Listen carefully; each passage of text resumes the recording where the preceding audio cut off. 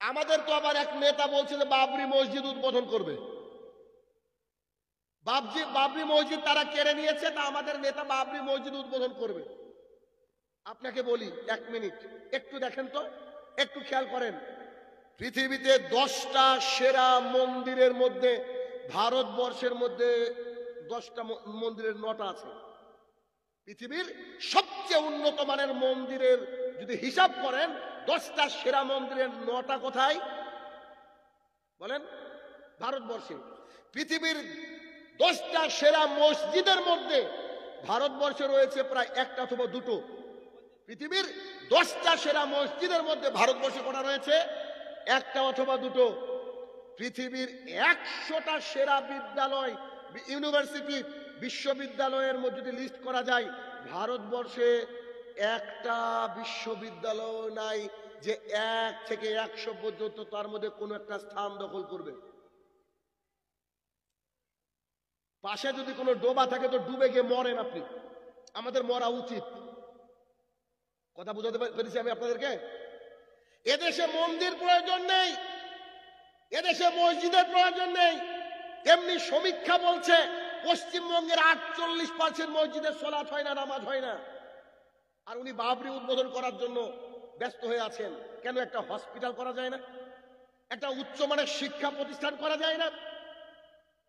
অনাথ শিশুদের জন্য, যাদের মা বাবা নাই, তাদের জন্য একটা উচ্চমানের হিফজখানা তৈরি করা যায় না? কোরআন এবং সুন্নাতের দাওয়াতের একটা প্ল্যাটফর্ম বা রিসার্চ গবেষণাগার তৈরি করা যায় না? দেখে মনে হবে তারা আমাদের নেতা, দেখে মনে হবে তারা মুসলমান দরজি। কিচ্ছু নয়, এগুলো সব রাজনীতি। এই রাজনীতির চাতাকলে পড়ে আমরা সাধারণ মানুষ আজকে বিভ্রান্তির পথে রয়েছি। শুনুন, আমাদের মসজিদের দরকার নেই, যথেষ্ট মসজিদ রয়েছে। আছে না নাই? আছে না নাই? আপনার মসজিদে ফজরে কি একদম পরিপূর্ণ হয়ে যায়? আপনার মসজিদে কি দরকার? আপনার দরকার একটা সুন্দর শিক্ষা প্রতিষ্ঠান, আপনার দরকার একটা সুন্দর মানে হার্টের চিকিৎসা হবে এমন একটা উন্নত মানের মেডিকেল কলেজ। ওই মানে শিক্ষা নাই, মুসলমান মানে হাজি বিরিয়ানি, মানে চারিদিকে শুধু বিরিয়ানি বিরিয়ানি। মালনা তো মনে হয় রেকর্ড। আস্তে আস্তে আমি আর আমার ড্রাইভার গুনছিলাম যে কটা হাজি বিরিয়ানি দেখতো। আশ্চর্য ব্যাপার, মানে খালি খেতে আর পায়খানা করতে গেছি আমরা, আর কোনো কাজ নেই আমাদের। শিক্ষা প্রতিষ্ঠান নাই তো মসজিদ নিয়ে পাগল হয়েছে। তো যতদিন না শিক্ষা এই জাতির উপরে আসবে, শিক্ষিত হবে জাতি, ততদিন জাতির সঙ্গে মার খাবে এবং অপমানিত, লাঞ্ছিত এবং বঞ্চনার শিকার হবে দিন রাত। শিক্ষা অর্জন করতে হবে। আসেন, সামুরা ইবনে জুনদুব রাদিয়াল্লাহু তাআলা আনহু বলেন, হাদিস অনেক বড় লম্বা। সামুরা ইবনে জুনদুব রাদিয়াল্লাহু তাআলা আনহু বলেন, রাসূল সাল্লাল্লাহু আলাইহি সাল্লামের প্রতিদিনের অভ্যাস ছিল ফজরের সালাত আদায় করার পর আমাদের দিকে ঘুরে বসতেন। হাদিস আমি আপনাকে আপনার ভাষায় বোঝাবো, একটা বাক্য আপনি না বুঝে এখান থেকে যাবেন না ইনশাআল্লাহ, এই দায়িত্ব আমার। 1 মিনিট। সামুরা ইবনে জুনদুব রাদিয়াল্লাহু তাআলা আনহু বলেন, রাসূল সাল্লাল্লাহু আলাইহি সাল্লামের অভ্যাস ছিল ফজরের সালাত আদায় করার পর আমাদের দিকে ঘুরে বসতেন। আপনার ইমাম সাহেব কি ফজরে ঘুরে বসে?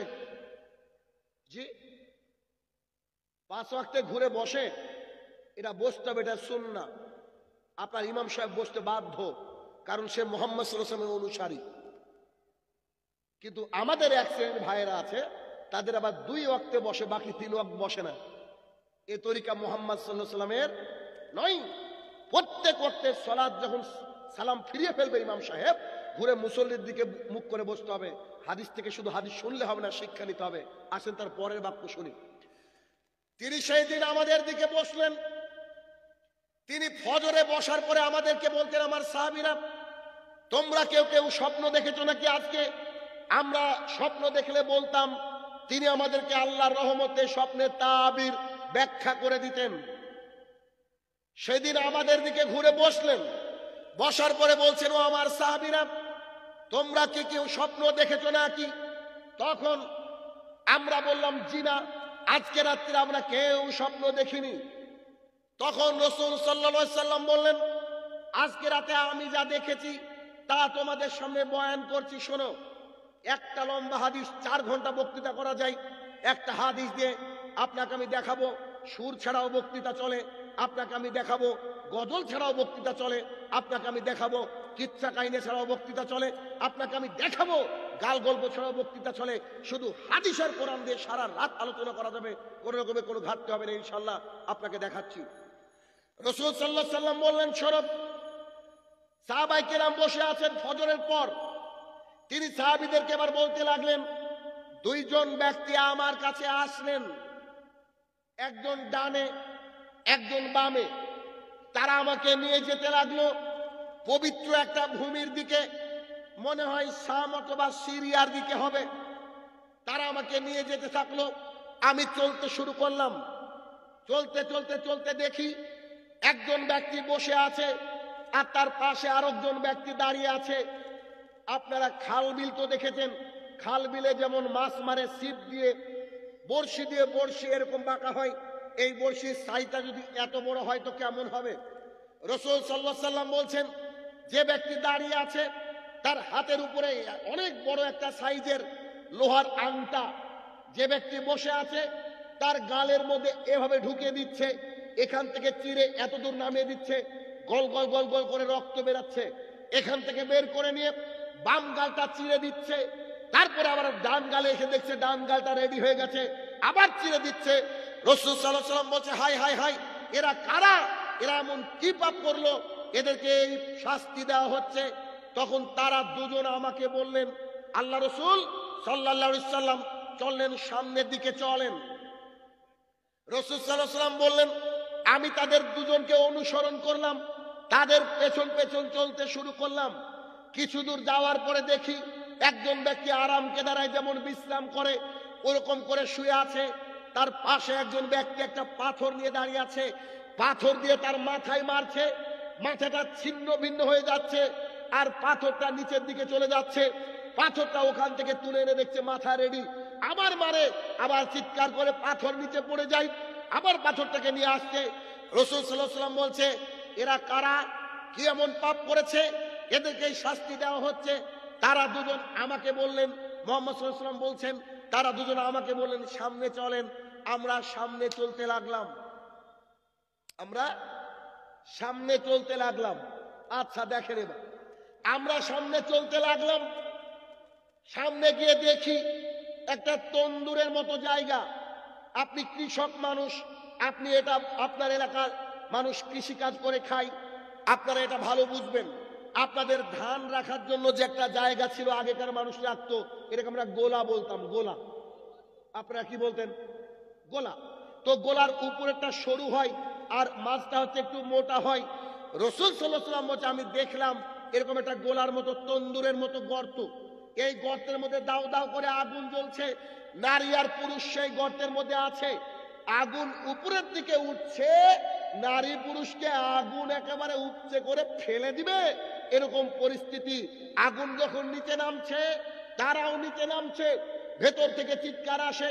রাসূল সাল্লাল্লাহু আলাইহি ওয়াসাল্লাম দেখে বলছে, হাই হাই মান হাওলাই, আরে এরা কারা, তোমরা আমাকে বলো। তখন তারা বলছে, আল্লাহ রাসূল সাল্লাল্লাহু আলাইহি সাল্লাম আপনি সামনে চলেন। আমি আর কোনো কথা বললাম না, তাদের কথা অনুযায়ী সামনে চলতে শুরু করলাম। সামনে যাওয়ার পরে দেখি একটা নদী, কিন্তু নদীর পানি স্বাভাবিক নয়, একেবারে রক্তের মতো লাল। আমি বুঝতে পারলাম নদীটা হচ্ছে রক্তের। সেখানে একজন ব্যক্তি ওই মাঝখান থেকে সাঁতার দিয়ে কুলে উঠবে, কুলে একজন ব্যক্তি দাঁড়িয়ে আছে, যার কাছে একটা পাথর, ও পাথর দিয়ে তার মুখের মধ্যে ঢুকে দিচ্ছে। ওই ব্যক্তি পাথর মুখের মধ্যে নিয়ে ছটফট করতে করতে করতে আবার চলে যাচ্ছে, আবার এরকম রিপিট হতে থাকলো।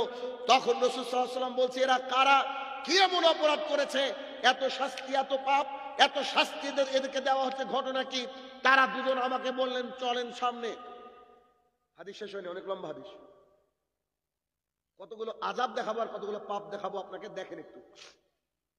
রাসূল সাল্লাল্লাহু আলাইহি সাল্লাম বললেন, এরপর একটা বিশাল বড় বাগানে ঢুকলাম, শস্য শ্যামল সুন্দর সবুজ একটা বাগান। বাগানের মধ্যে ঢুকে দেখছি বিশাল একটা গাছ, গাছের পাশে একজন ব্যক্তি বসে আছে, লম্বা হাইট, খুব সুন্দর দেখতে। তার আশেপাশে কিছু বাচ্চা ছেলেরা খেলাধুলা করছে। আর ওই দিকে তাকিয়ে দেখলাম একজন ব্যক্তি একেবারে খুব মনোযোগ সহকারে আগুন জ্বাল দিচ্ছে, মনে হচ্ছে আগুনকে কারোর জন্য রেডি করছে। তখন তারা আমাকে বললেন, আল্লাহ রসুল সাল্লাল্লাহু আলাইহি সাল্লাম এই গাছের উপরে ওঠেন। রসুল সাল্লাল্লাহু আলাইহি সাল্লাম বললেন, তারা আমাকে একটা গাছের উপরে উঠালো। গাছের উপরে উঠে দেখলাম একটা সুন্দর ঘরে আমাকে ঢুকতে দিল। সেই রকম এমন সুন্দর ঘর আমি মুহাম্মদ সাল্লাল্লাহু আলাইহি সাল্লাম কোনোদিন দেখিনি। ঘরের মধ্যে প্রবেশ করে দেখলাম সেই ঘরের মধ্যে নারী, সেই ঘরের মধ্যে পুরুষ, সেই ঘরের মধ্যে বাচ্চা, সেই ঘরের মধ্যে বয়স্ক, সেই ঘরের মধ্যে ইয়াং, সব মানুষ ঘুরে বেড়াচ্ছে। অতঃপর তারা আমাকে ঘর থেকে বের করলো। ঘর থেকে বের করার পরে বলছে, চলেন পরের ঘরে উঠেন। মুহাম্মদ সাল্লাল্লাহু আলাইহি সাল্লাম বলছেন, আগের ঘর যে যত সুন্দর তার চেয়ে আরো বেশি সুন্দর পরের ঘর। পরের ঘরের মধ্যে প্রবেশ করলাম, দেখলাম সেই ঘরে নারী নাই, সেই ঘরে শুধু যুবক আর বৃদ্ধ, এই দুই শ্রেণীর মানুষকে দেখলাম। হাদিসটা আরো আছে, আমি আপনাকে বক্তৃতার শেষে এসে বলবো, এতদূর আপনি হাদিসটা বোঝার চেষ্টা করেন। শেষের দিকে মুহাম্মদ সাল্লাল্লাহু আলাইহি সাল্লাম বলছেন, আচ্ছা বলো তো, সারা রাত্রি যে তোমরা আমাকে ঘোরালে, এত এত দৃশ্য দেখালে, এই দৃশ্যের কারণ কি, এগুলার ব্যাখ্যা কি তুমি বলো তো। আপনারা যেমন বসে আছেন, সাহাবায়ে কেরাম বসে আছেন, রাসূল সাল্লাল্লাহু আলাইহি ওয়াসাল্লাম তাদেরকে হাদিস বলছেন, এই ঘটনা বলছেন, আর আমি আজ 1450 বছর আগে হুবহু রাসূল সাল্লাল্লাহু আলাইহি ওয়াসাল্লামের সেই বাক্যগুলা এই হরিপুরের মানুষকে শোনাচ্ছি। একটু দেখেন তো, এভাবে মুহাম্মদ সাল্লাল্লাহু আলাইহি ওয়াসাল্লাম বলছিলেন, আমি আপনাদের সামনে শোনাচ্ছি, একটু খেয়াল করেন। সেটা কি? 1 মিনিট। রাসূল সাল্লাল্লাহু আলাইহি ওয়াসাল্লাম বলেন, আমি স্বপ্ন দেখেছি, দুজন ব্যক্তি আমার কাছে আসলো, তারা আমাকে নিয়ে যাচ্ছিল কোন দিকে? পবিত্র ভূমির দিকে, শাম অথবা সিরিয়া। প্রথম দৃশ্য তিনি কি দেখেছিলেন মনে আছে? একজন ব্যক্তি বসেছিল, তার পাশে একজন ব্যক্তি লোহার আংটা নিয়ে দাঁড়িয়েছিল, গালের মধ্যে ঢুকিয়ে কি করছিল বলেন তো? গালটাকে চিরে দিচ্ছিল। এবার ওই দুজন রাসূল সাল্লাল্লাহু আলাইহি ওয়াসাল্লামকে শেষে এসে ব্যাখ্যা দিচ্ছেন, বলছে তারা হচ্ছে দুনিয়ার মিথ্যাবাদী মানুষ। 1 মিনিট। চগলখোর, গীবতকারী, মিথ্যাবাদী, এমন মিথ্যা কথা বলতো জাতির কাছে সেই মিথ্যা সকালে ছড়িয়ে পড়তো, জাতির কাছে সেই মিথ্যা সকালে ছড়িয়ে পড়তো। এই মিথ্যুক যারা, তাদেরকে এইভাবে ওই তার গালটাকে কেটে দিয়ে শাস্তি দেওয়া হচ্ছে। কারা? 1 মিনিট। চায়ের দোকানে বসে যে লোকটা দিন রাত গীবতে ব্যস্ত, পৃথিবীর সবচেয়ে বেশি গীবত হয় চায়ের দোকানে। বলেন সত্য না মিথ্যা? সবগুলা তো পিএইচডি হোল্ডার, আমেরিকা থেকে ডিগ্রি করে গেছে। বাপরে বাপ, এক একটা কি জিনিয়াস! যে কোনো বিষয়ে জানুক আর না জানুক, ঘন্টার পর ঘন্টা তর্ক বিতর্ক করতে পারে ওরা। সব পণ্ডিতগুলা চায়ের দোকানে বসে, ওখানে দিন রাত গীবত চলতে হয়। 2, ওই যে নারীরা বসে আছে না, এরা তো এক একটা গীবতের মেশিন। একজন মহিলা আরেকজন মহিলার সাথে যদি সামান্য 2 মিনিট কথা বলে, ওর মধ্যে 5টা গীবত করে ফেলেছে, ওর নিজেই জানে। আপনি আপনার স্ত্রী, আপনি আপনার ছেলে মেয়েকে গীবত শিখাবেন। আমি আমার স্ত্রীকে বলেছি, কেউ যদি কারোর নাম নিয়ে কোনো কথা বলে, সঙ্গে সঙ্গে ওখান থেকে চলে আসবা।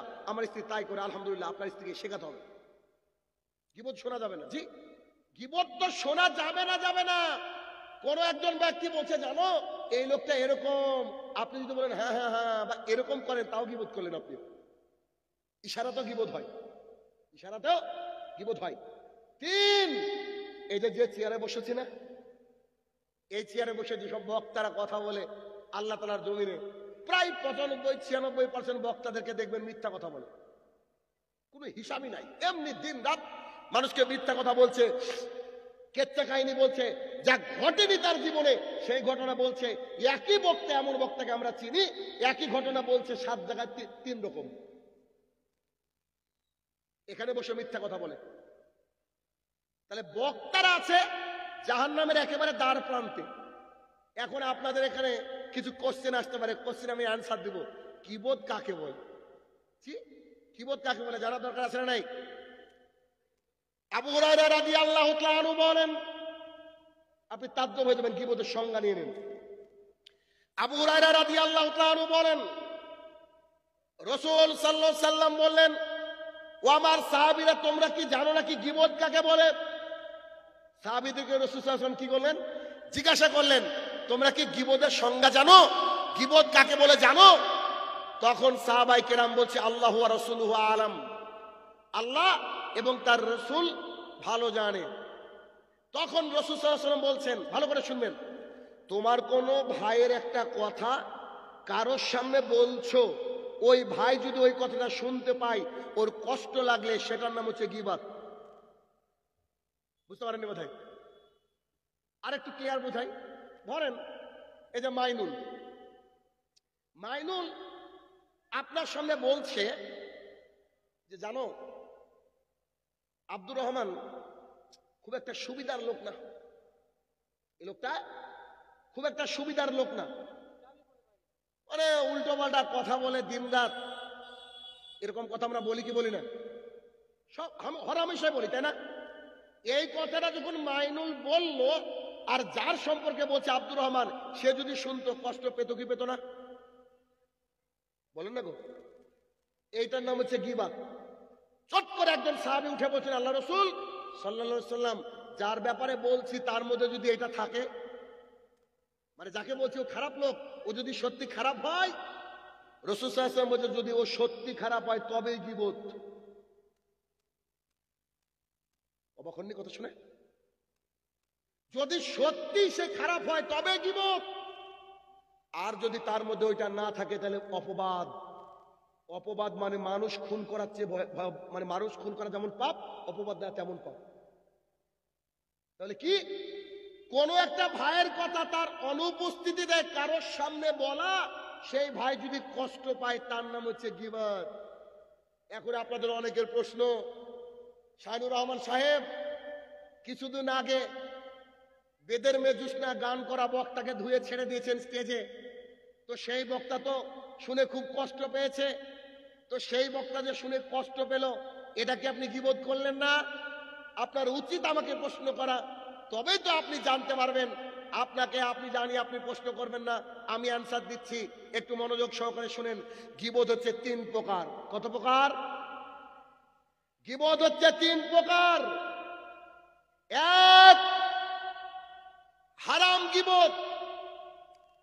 কোন একজন ব্যক্তি ফজরে নামাজ পড়তে আসেনি, কোন একজন ব্যক্তি দাড়ি রাখেনি, এটা তার ব্যক্তিগত পাপ, তাকে বললেন ভিন্ন কথা, কিন্তু ওই কথা আমাকে যদি শোনান যে আমাদের মসজিদের মুয়াজ্জিন জানেন ফজরই আসে না, এটা গীবত। কেন? এটা তার ব্যক্তিগত পাপ, এটা হচ্ছে হারাম গীবত। আরে ওই মেয়েটা খুব বেটে, দেখতে খারাপ, এটা ব্যক্তিগত বিষয়। ব্যক্তিগত কোনো বিষয় কথা বলাকে কি বলা হয়? হারাম গীবত। 2, কিছু কিছু গীবত করা ওয়াজিব। ওয়াজিব মানে ফরজ, আপনি গীবত করতে বাধ্য। কেমন? আমি যে বক্তার কথা বলেছি, সে টিকটকের কথা বলে দিন রাত গান শোনায়, দিন রাত আজে বাজে কেচ্ছা কাহিনী, অশ্লীল ভঙ্গি করে, তার কথা জাতির সামনে ফাঁস করে দেওয়া আমার না, সমস্ত সহি আলেমে দিন যারা রয়েছে, যারা হকপন্থী বক্তা, সবারই উচিত তার ব্যাপারে কথা বলা। কথা কি বুঝাতে পেরেছি? আমাদের বাংলার নক্ষত্র মতিউর রহমান মাদানী হাফেজাউল্লাহ, তিনি আল্লামা দেলোয়ার হোসেন সাঈদী, আল্লাহ তাকে ক্ষমা করুক, তিনি চলে গেছেন আল্লাহর জিম্মেদারিতে।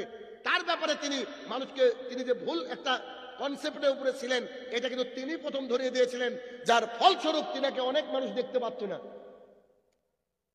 কিছু আছে এই যে গীবতের কথা বলছি, এটা যে ওয়াজিব। যেমন আমরা বলি না এই হাদিসটা জয়ীফ, কে বলেছে? আল্লামা নাসিরউদ্দিন আলবানী বলেছে এই রাবিটা হচ্ছে মাজহুল, অপরিচিত, অথবা এই রাবিটা হচ্ছে মিথ্যাবাদী। তাহলে সাহাবীদের ব্যাপারেও বলে দিয়েছে। দেখেন, তাহলে সাহাবীদের ব্যাপারে গীবত করেছে, এই গীবত হচ্ছে ওয়াজিব। কথা কি বোঝাতে পারলাম? তার মানে যে ব্যক্তি দ্বারা সামাজিক ক্ষতি হয়, সেই ব্যক্তির মুখোশটাকে উন্মোচন করে দেওয়া আপনার আমার জন্য ওয়াজিব। পারলেন কি পারলেন না বুঝতে? 2, এটা যে ওয়াজিব গীবত। 3, জায়েজ গীবত। জায়েজ কি? যেটা আপনি করতে বাধ্য। কেমন? আপনি একজনকে টাকা ধার দিয়েছিলেন, ধরেন আপনি আব্দুর রহমানকে টাকা ধার দিয়েছেন, আব্দুর রহমান টাকা দিব করে ধার চুকায় না, এই ব্যক্তিটা আপনার এক বন্ধুর কাছে টাকা চাইতে যাচ্ছে, এবং আপনার ওই বন্ধুকে বাঁচানোর জন্য আপনি তাকে বলবেন এই লোক কিন্তু টাকা ধার নিয়ে দেয় না ভাই, এইটা হচ্ছে জায়েজ গীবত। অথবা কেউ মেয়ে দেখতে গেছে আপনার এলাকায়, মেয়ে নিয়ে তো সংসার করবে, এই মেয়েটার একটা দোষ আছে, মানে খারাপ মেয়েটা কোনো কারণে হয়তো খারাপ বা এরকম কিছু, তার গীবত করে দেওয়াও জায়েজ। কথাকে বুঝাতে পেরেছি আমি? ভাইরা আমার কথা বুঝছেন তো? তাহলে গীবত তিন প্রকার, এক হচ্ছে হারাম, দুই ওয়াজিব, আর তিন কি জায়েজ। তিন হচ্ছে জায়েজ, এ হচ্ছে গীবত। রাসূল সাল্লাল্লাহু আলাইহি ওয়াসাল্লাম বলছেন, একজন ব্যক্তির গালটাকে চিরে দেওয়া হচ্ছিল, সে কি করত? দিন রাত মানুষের নামে গীবত করত, দিন রাত কিচ্ছা কাহিনী বলতো, দিন রাত মিথ্যা কথা বলতো, দিন রাত মানুষকে নিয়ে সমালোচনা করত। এই ব্যক্তির কবরের মধ্যে তার চোয়ালকে ফেলে দেওয়া হচ্ছে। তাহলে যখন আপনার সামনে কেউ গীবত করবে, আপনার কাজ হচ্ছে একটা, আমি শিখে দিচ্ছি, যখন কেউ কোনো মানুষের নাম ধরে বলবে এই ব্যক্তি এইরকম, আপনি বলুন আসসালামু আলাইকুম ওয়া রাহমাতুল্লাহ। বলতে পারবেন? বলতে পারবেন? কেউ যদি কারোর নামে করে গীবত করে, আপনি ওখানে উঠে চলে যাবেন, অথবা তাকে বাধা দিবেন, ভাই নাম করে না, নাম করে না, খবর দেন না, তার ব্যক্তিগত দোস্তুতে আপনারা, তোমরা আমাকে বলিও না, এরকম করে তাকে কি করতে হবে? রুখে দিতে হবে। পারবেন? কি গো, চেষ্টা করে বলে ইনশাআল্লাহ, চেষ্টা করতে হবে দিন রাত। এক। দুই, রাসূল সাল্লাল্লাহু আলাইহি সাল্লাম দ্বিতীয় দৃশ্য দেখলেন, একজন ব্যক্তি আরামকে দাঁড়ায় যেমন করে বিশ্রাম নেই, ঠিক তেমন করে বিশ্রাম নিচ্ছিলেন, বিশ্রাম নেওয়ার মতো বসে শুয়েছিলেন। আর একজন ব্যক্তি পাথর দিয়ে তার মাথা ভেঙে দিচ্ছিল। এই ব্যক্তিকে তারা দুজন ব্যাখ্যা দিচ্ছে, এই ব্যক্তি হচ্ছে কোরআন এবং সুন্নাহ, কোরআন জানার পরেও ফজরে ঘুমিয়ে থাকতো, কোরআন জানার পরেও দিনে রাতে 5 ওয়াক্ত সালাতকে মিস করতো, কোরআন জানার পরেও ইসলাম নিয়ে গাফেল ছিল। জনাব, আজকে আপনারা আপনাদের মসজিদের উন্নতি কল্পে জলসা করছেন, তাই তো? মসজিদের উন্নতি কল্পে জলসা, মসজিদের জুমার দিনে লোক হয়তো ধরে না, এটা সত্য কথা, কিন্তু বলেন তো এই মসজিদে ফজরে কতজনের উপস্থিতি থাকে? বলেন, সামনে যারা আছেন মসজিদের লোক কেউ থাকলে বলেন, ফজরে কতজন নামাজ পড়ে যে মসজিদে ছিলাম আমরা? লোকজন কি জলঙ্গি থেকে ভাড়া করে এনেছে নাকি ভাই? আমি 9-10 জন ফজরে হয়, 9-10 জন। আচ্ছা, 9-10 জনের কি দাঁড়ানোর জায়গা হয়? মসজিদের জায়গা হয় কি? ওইটুকু রেখে বাদ বাকি ভেঙে ফেলবেন, মসজিদ দরকার নাই তো। উন্নতি মানে বুঝেননি বোধ হয়। আমার এই মোবাইলে হয়ে যায়, আমার আইফোন কিনা যুক্তি আছে কি? কেউ যদি আমাকে দেয় যেটা ভিন্ন কথা, ওটা আলাদা কথা, কিন্তু আমার কিনা যুক্তি আছে কি? আমার বাড়ি এতটুকু, আমার কবর আমার 3.5 হাতে হবে, 6 হাত কিনে আমার যুক্তি আছে কি? তো উন্নতি কল্পে যদি জলসা মসজিদের জন্য হয়, তাহলে মুসল্লি যখন ধরবে না তখন। এখন আপনি বলতে পারেন শাহিনুর রহমান ভাই, বলছি জুমার দিনে তো মুসল্লি আসে না, তো জুমার দিনে যারা আসে এরা তো মুনাফেক। বুঝেননি? শুধু জুমার দিনে যারা আসে এরা কি মুসলমান বলে আপনি মনে করেন? আমি এদেরকে মুসলমান বলি না। কেন? রাসূল সাল্লাল্লাহু আলাইহি ওয়াসাল্লামের অসংখ্য হাদিস আছে, যারা সালাতকে ত্যাগ করে দেয় এরা মুসলমান নয়। যারা 5 ওয়াক্ত সালাত আদায় করে তারা হচ্ছে মসজিদের মুসল্লি। 8 জনের জায়গা হয়, বাকি মসজিদের দরকার নাই। এত উন্নতি কল্প কিসের? আবার বলছে বাবরি করব, 48% মসজিদের সালাতই হয় না। আজকে তো আল্লাহ জানে, মুয়াজ্জিন হয়তো বলবে হাইয়া আলাস সালাহ, আমরা শুয়ে শুয়ে বলবো না কিছু, তোরা 3 জন মিলে চালা। আজকে জলসা শুনেছি, অনেক নেকি অর্জন করে ফেলেছি। বেশিরভাগ মসজিদে ফজরে যদি আপনি যান, ফজরের ঈদগুলা যদি কান্না করতে পারত, মসজিদকে ভিজিয়ে দিত। বিশ্বাস করেন, মসজিদকে ভিজিয়ে দিত। আজকেই জুমার দিন, তাই না? আজকে কত লোক হয়েছিল, আজকে ফজর আপনি গুনে আমাকে ফোন করে জানিয়েন তো। তাই শুধু জুমার দিনের জন্য আল্লাহ মসজিদ করতে বলেছে? কি বলেন?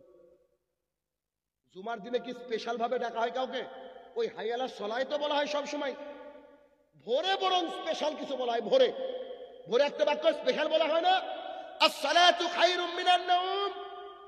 তোমার যে ঘুম নিন্দ লেগে আছে, তোমার এই ঘুমের চেয়ে নামাজ কোটি কোটি মিলিয়ন মিলিয়ন গুণ উত্তম। So you have to come to the mosque. তোমাকে এখনই মসজিদে আসতে হবে। আমরা ভুলে গেছি। এবার দেখেন, আপনাকে বুঝাই। রাসূল সাল্লাল্লাহু আলাইহি ওয়াসাল্লামকে তারা ব্যাখ্যা দিচ্ছে, যেই ব্যক্তি কোরআন জানার পরে ঘুমিয়ে থাকে, তার কবরের মধ্যে মাথাকে ভেঙে দেওয়া হচ্ছে। এখন অনেকে ভাবছে যাক বাঁচা গেল, কোরআন জানি না,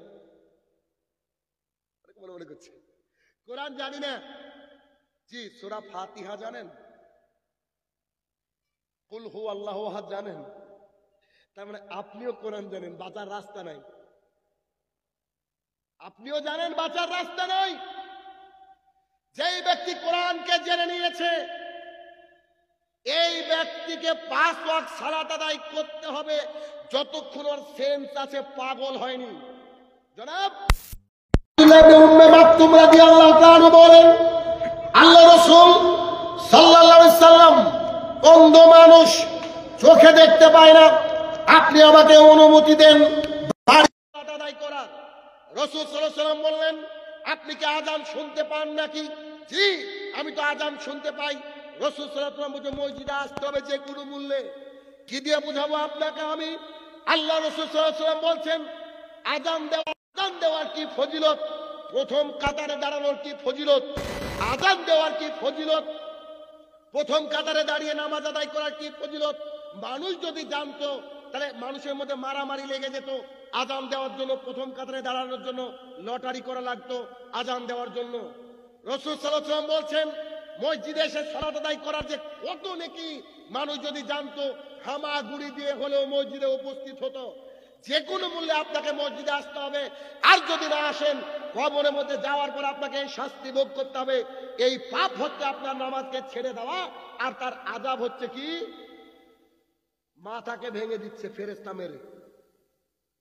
আপনার আব্বা সালাত আদায় করতে মারা গিয়েছে, আল্লাহর কসম করে বলছি, হাদিসকে আমি শাইনুর রহমান এভাবে বিশ্বাস করি, এখনো ওর ফেরেশতা মেরে ওর মাথা ভেঙে দিচ্ছে কবরের মধ্যে, এখনো নগদ চলছে।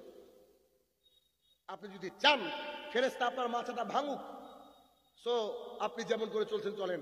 আর যদি মনে করেন যে না, আমি কবরে একটু শান্তিতে থাকতে চাই, আমি ভালো থাকতে চাই, আল্লাহর কাছে যে মুসলিম হিসেবে আমার নাম লিখাতে চাই, you should pray 5 times a day. আপনাকে অবশ্যই 5 ওয়াক্ত সালাত আদায় করতে হবে, দিনে রাতে করতে হবে। যদি বরফ পড়ে কাল থেকে, 5 ওয়াক্ত সালাত আদায় করতে হবে। যদি বৃষ্টি পড়ে, 5 ওয়াক্ত সালাত আদায় করতে হবে। যদি শিলাবৃষ্টি হয়, 5 ওয়াক্ত সালাত আদায় করতে হবে। যদি আপনি প্যান্টে পায়খানা করে ফেলেন, ওজুর জন্য পানি না পান, তারপর আপনাকে 5 ওয়াক্ত সালাত আদায় করতে হবে। আপনি যদি যুদ্ধের ময়দানে থাকেন, আপনাকে তখনও 5 ওয়াক্ত সালাত আদায় করতে হবে, করতেই হবে, এর বিকল্প কোনো রাস্তা নেই। রোজা করতে করতে অসুস্থ হয়ে গেলে ফিদিয়া দেওয়া জায়েজ? ভিখারি মিসকিনকে 1-1.5 কেজি চাল দিয়ে দিলে রোজা আপনার হয়ে যায়? 5 লাখ টাকা অন্যজনকে দিয়ে হজ করালে আপনার পাসপোর্ট নাই, তাও আল্লাহ হজের নাকি আপনাকে দিয়ে দিবে। কিন্তু সলাতে আপনি দাঁড়িয়ে না পড়লে, বসে বসে না পড়লে, শুয়ে শুয়ে না পড়লে, ইশারায় আপনাকে চোখের ইশারায় নামাজ পড়তে হবে, নামাজের কোনো মাফ নেই। 2 নম্বর, এই পাপটা বর্তমান মুসলমানের জমিনে, আমাদের জমিনে একেবারে চরম লেভেলের, এক্সট্রিম লেভেলের। সলাতের ব্যাপারে যে কি গাফিলতি, কি গাফিলতি, এর আমি গোটা পশ্চিমবঙ্গ নয়, পশ্চিমবঙ্গ, বাংলাদেশ, বিভিন্ন দেশ, বিভিন্ন জায়গায় ঘুরে দেখছি, সলাতের ব্যাপারে মানুষ এত উদাসীন, ফজরের ব্যাপারে মানুষ এত উদাসীন। অথচ আমি যদি, এই যে আপনারা যারা বসে আছেন, আপনারা বসে আছেন, একজনের নাম ধরে যদি বলি যে আপনি মুনাফেক, আপনি আমাকে বাড়ি যেতে দিবেন? বলেন, একজনের নাম ধরে যদি বলি আমি মুনাফেক, আপনি বাড়ি যেতে দিবেন? আমাকে দিবেন না। আপনি আমার সাথে ঝামেলা লাগাবেন, বা তর্ক বিতর্ক করবেন, বা বলবেন আপনার মুখের ভাষা ঠিক করে, বলবেন কি বলবেন না? আমি বলছি, আমার সামনে বহু মুনাফিক বসে আছেন আপনারা। দলিল এই দেখেন, দেখেন, এবার আপনাকে দিই। আবু হুরায়রা রাদিয়াল্লাহু তাআলা আনহু বলেন, রাসূল সাল্লাল্লাহু আলাইহি সাল্লাম বলেছেন, মুনাফিকদের কাছে সবচেয়ে ভারী নামাজ হচ্ছে এশার নামাজ আর ফজরের নামাজ। 8 জন ফজরের মুসল্লি আমার জানা হয়ে গেছে। আচ্ছা, 15 জন ধরে নিলাম, বাকি লোকগুলার কাছে ফজরের কি উঠতে পারি না যে গো, খুব ভারী নামাজ। আল্লাহ রাসূল সাল্লাল্লাহু আলাইহি ওয়াসাল্লাম বলেন, যাদের কাছে নামাজ ভারী লাগে এরা মুনাফিক। আমি বলছি না, বলছে কে? মুহাম্মদ সাল্লাল্লাহু আলাইহি ওয়াসাল্লাম। আসসালামু আলাইকুম। একটা জরুরি ঘোষণা, কিছু মাংস প্রায় 40-45 কিলো রান্না মাংস বেঁচে গেছে। কারো যদি দরকার থাকে 200 টাকা কিলো করে কিনতে হবে। এটা মসজিদ কর্তৃপক্ষের পক্ষ থেকে ঘোষণা। 200 টাকা কিলো রান্না করা মাংস, যারা নিতে ইচ্ছুক নিন। তো 2 নম্বর যে পাপ এবং শাস্তি একসাথে দেখাচ্ছি। আচ্ছা, এই শাস্তি আমার না হোক, কারণ আমার আলোচনার বিষয় উত্তরণের উপায়, বাঁচার উপায়, তাই না? এই শাস্তি না হোক, তার জন্য কি করতে হবে? 5 ওয়াক্ত সালাত আদায় করতে হবে। আমার ধান বন্যার জলে ভেসে যাক, হাইয়ালা সলা হয়ে গেলে সমস্ত কাজ বন্ধ পৃথিবীর। হাইয়ালা সলা হয়ে গেলে আমার মিটিং বন্ধ, আমার মিছিল বন্ধ, আমার A to Z কাজ বন্ধ। হাইয়ালা সালার পরে যদি কোনো মুদিখানার দোকানদার একটা চকলেট বিক্রি করে, ওই টাকাটা হারাম। হাইয়ালা সালার পরে কোনো মানুষ যদি কাজে রপ্ত থাকে, তাহলে এই লোক ভুল রাস্তায় রয়েছে। আজান দেওয়ার সাথে সাথে আপনাকে একেবারে রেডি হতে হবে। আরে কাশ্মীর যাবেন বেড়াতে, দিল্লি যাবেন বেড়াতে, আপনি আজমির শরীফ যাবেন বেড়াতে, দেখতে যাবেন, আপনি কত জায়গায় বেড়াতে যাবেন, 1 মাস আগে প্রস্তুতি গ্রহণ করেন। আর নামাজ আপনি দৌড়ে গিয়ে ধরবেন, তার আগে প্রস্তুতি নাই। রাসূল সাল্লাল্লাহু আলাইহি ওয়াসাল্লাম বলছে, খবরদার তাড়াহুড়া করে এসো না। তাড়াহুড়া করা শয়তানের কাজ। আপনি আল্লাহর সামনে দাঁড়াতে যাচ্ছেন, আগে থেকে ওযু করে 5-10 মিনিট আগে আমি যেটা মানুষকে নসিহত করি, আমি আমার ব্যক্তিগত জীবনে, আমার পারিবারিক জীবনে আমি বলে দিয়েছি আমার সন্তানকে, বেটা সলাতের মিনিমাম 10 মিনিট আগে ওযু করবা, একেবারে রেডি থাকবা, আল্লাহকে বুঝাবা যে we are ready for prayer, আমরা নামাজের জন্য প্রস্তুত। তাড়াহুড়া কিসের? একেবারে প্রস্তুত। আজান দেওয়ার সাথে সাথে কম্পিউটার বন্ধ হয়ে যাবে, নিরানিটা থেমে যাবে, আমার যাবতীয় মুদিখানার দোকানে ঝাঁপ পড়ে যাবে। এরপরে গিয়ে আমি কি করব? সলাতের জন্য ওযু করে বসে থাকবো। রাসূল সাল্লাল্লাহু আলাইহি ওয়াসাল্লাম বলছে, কোনো ব্যক্তি যদি মসজিদ